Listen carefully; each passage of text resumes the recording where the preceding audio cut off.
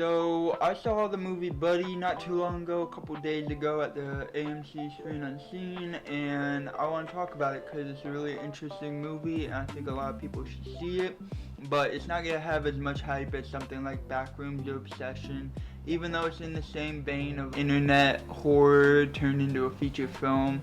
Casper Kelly, the director of this film, isn't someone who originates from YouTube, but he has made a lot of Adult Swim short films and I believe 2 features for Adult Swim, both of the Yule Log films. And all of these things that he's made have been very influential on internet horror, analog horror, and the likes. So Casper Kelly, the director of Too Many Cooks and Yule Log, as previously mentioned, and he had a segment in the newest VHS Halloween, is a interesting creative. He likes the world of sitcom and television and the uncanniness found inside of it and how you can make it disturbing pretty simply, and that tonal interaction between something so disturbing and something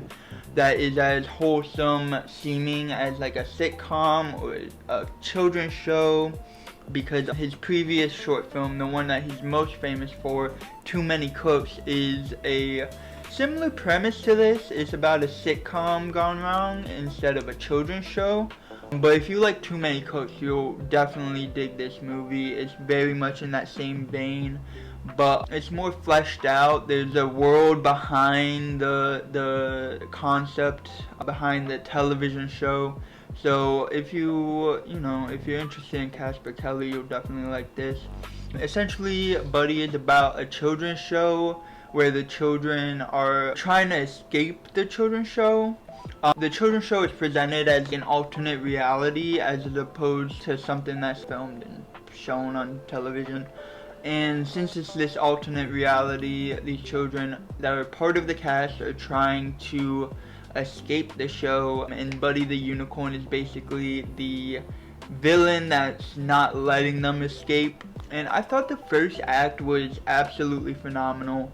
It is told in the style of television episodes. So it's one episode, it's like you're binging a children's show that is gradually getting more and more strange, if I want to say that. We open on the first episode and it's pretty standard for like a children's show. The dressing is absolutely spot on. It's a spot on like impersonation of a children's show.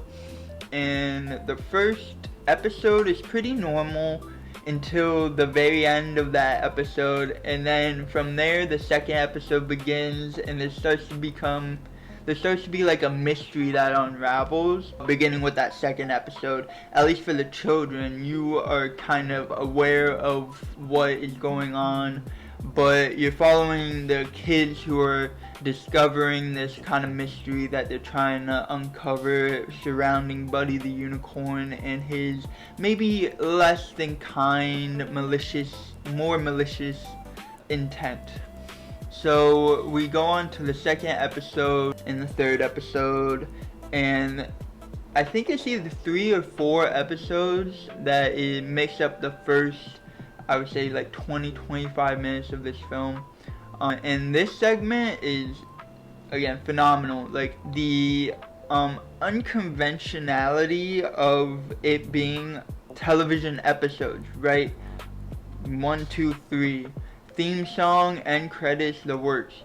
It makes it for not only like an engaging viewing, especially if you're someone who gets distracted easily. It's very engaging, that first act especially, but it's an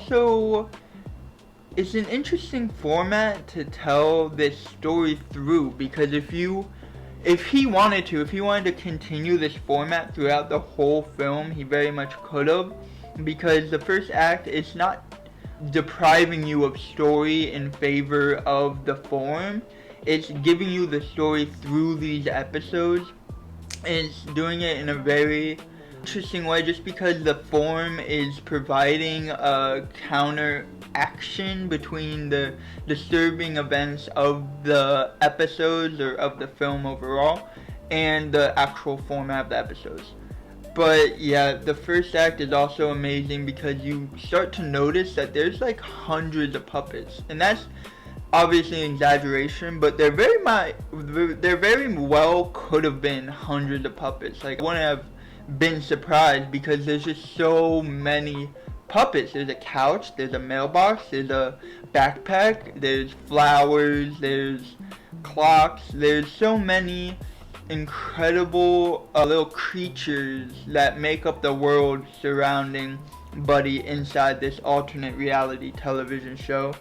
And it's just really fun. It makes it feel physical, if that makes sense, rather than something that's more abstract. I find CGI to be a little bit too abstract for me, and there is a slight use of CGI in this film, mostly for the fire, and it looks bad, but it's okay because it works for the story. It's fine.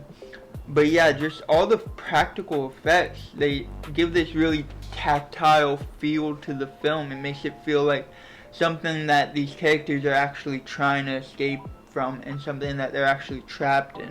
You also start to notice that there's painted backgrounds, and that first act, there's scan lines over the whole thing. It's very much told through the lens of like analog horror, very much something that is quoted on like either a VHS or you're watching it through a CRT. It's just cool, it's just fun. I like analog horror a lot, so I'm a sucker for that.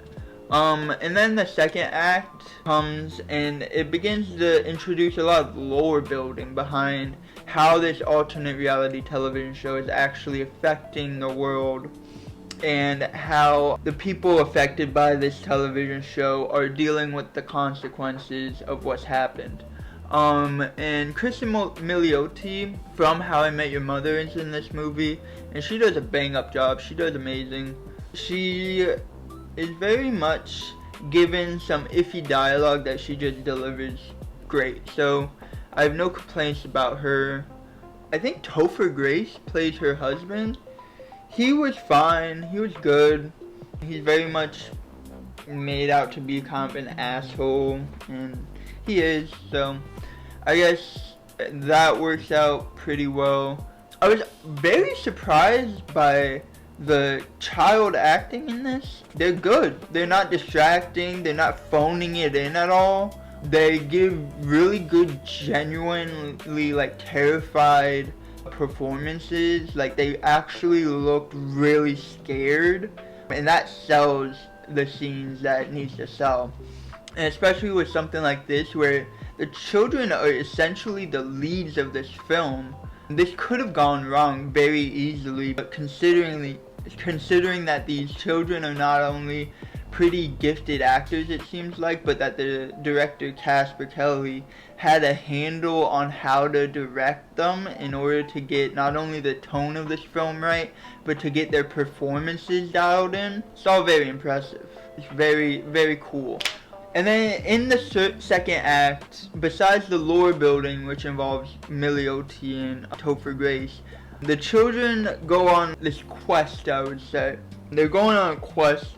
This segment of the film is very fun, provides a lot of good humor, and it has like I don't know if anybody watching this has ever read Baraska by, I believe it's C.K. Walker, but it kind of had that like hangout vibe of like kids just being kids, hanging out, going on a little adventure. It had that same atmosphere to me. I don't know if anyone else felt that, but yeah, that was something I was reminded of. I found really interesting because in horror films and horror stories, it's very hard to have a fun hangout vibe. So, you know, accomplishing that in this film, it provides a lot of needed brevity, so that it's not just dark, brooding. And this film is very light, despite how disturbing it might get. It's very light in its tone, it's very fun, it's very campy, it's over the top, and yeah, it just doesn't hold any punches. And you know, if you want to see this movie, that's what you're kind of going there for. You don't want to see a sanitized version of a horror Barney film. You want to see how bad it could get, how crazy it could get. By the time we get to the third act, during their little quest, I'll just give a light spoiler warning. If you haven't seen any of the trailers or posters and you want to go in totally blind, don't watch past this point. But they go on a quest in these woods, and the woods background is all painted. It's these painted backgrounds, and they're walking into these obvious paintings and ending up in a different scene. And that was just really fun. It's just, you know, you could have some disbelief and be like, they're on a set and this doesn't make sense, but it's just really fun to see the painted backgrounds that are obviously 2D, and then they go into a painted background hypothetically, and then they end up somewhere else. And this concept is also metatextually played with in some parts, which is really fun as well. And then there's also some characters from the previous seasons or previous rounds of Buddy's television show that they encounter in these woods. And that segment is really fun. It adds some unsettling horror, some, you know, it makes you just uncomfortable. That part's fun. It's very memorable. There's not really anything in this film that you don't really remember. Like, I jotted down the synopsis so I could have some notes, and every single scene came back to me pretty easily because my attention was just so dialed in on this movie because it's so engaging. Yeah, the third act, I think that despite, because in my opinion the second act begins to just lower the movie a little bit. It's not incredibly noticeable in the drop of quality, but that first act is just so superb that once it has a little bit of a switch over and introduces some more formality, that's when it started to drag down a bit. But that's when the world building and the lore building begins, and those are parts that I really enjoyed. I found really interesting and cool. So I don't know, I can't really harp on the second act being bad too much because it also introduces the most interesting plot elements.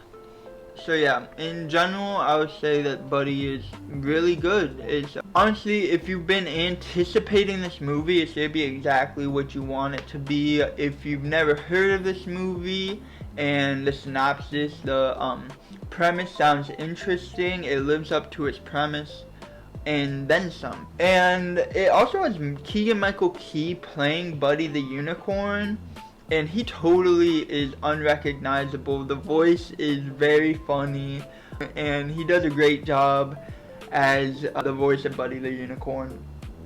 So yeah, if you like Kristen Milioti, if you like Keegan-Michael Key, if you like Topher Grace, if you like Too Many Cooks, any of that, I would say go out, see this movie. It's really good. Cool. Thank you.